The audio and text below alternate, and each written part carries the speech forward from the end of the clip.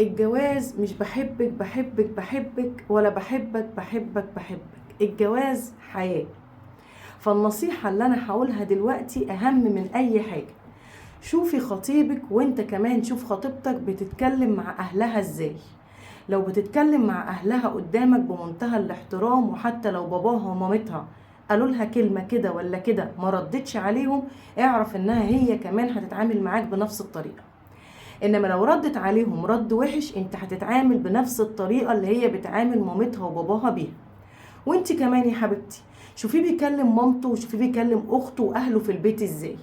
وشوفي لو حصلت مشادة كلامية بينه وبينهم، هو رد فعله بيبقى عامل ازاي.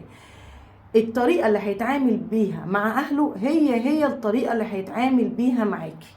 فقبل ما ندخل على مرحلة احنا عارفين ان من اهم مراحل الحياة وهي الزواج، وان انا هعمل بيت، لازم اعرف اسلوبه ولازم اعرف اسلوبها عشان الحياة الزوجية تنجح.